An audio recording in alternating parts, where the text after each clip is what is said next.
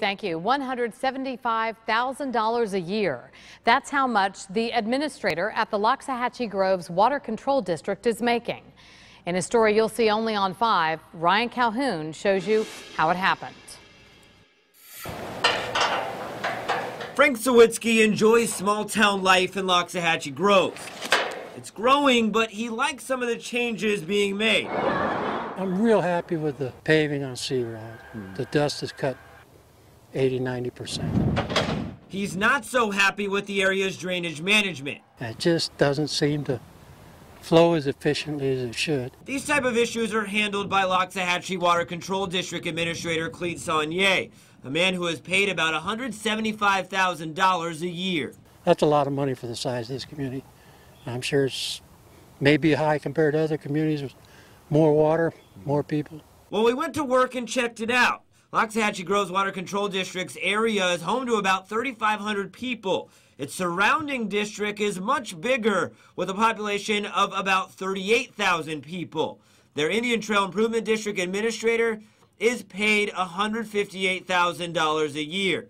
The nearby Seminole Improvement District pays a management company around $120,000 a year. Head up north a little bit to the Jupiter Farms area, and the South Indian River Water Control District, which serves about 7,000 people, pays their manager of operations $91,000 each year. So how did it get this way?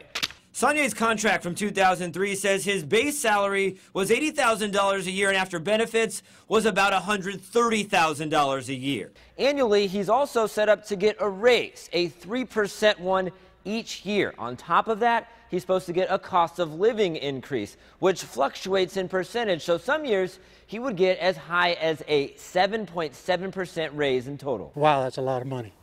And it may be for the size of this community. To take it from him, no. Maybe hold him back on his wages for another year or two, perhaps. Board Chairman David DeMarwis signed off on Saunier's 2003 contract and each one since. After first agreeing to an interview for this story, DeMarwis later declined. His reason, quote, "I don't want to make any misquotes." On the phone, he did say he stands behind Saunier's pay and his work. Now, the current board treasurer, John Ryan, wouldn't go on camera with us either, but did say over the phone, quote, "The board had so many backlog problems that it was a situation where to attract a competent person, the board allowed Cleet to protect himself with a contract that turned into more than what it was intended to be." He later went on to say that the board is in a position right now where it can get Saunier's contract under control. We reached out to Saunier, but he declined our interview because he is in the middle of contract negotiations. This will all be talked about next week in a board meeting. I'm Ryan Calhoun, WPTV News Channel 5.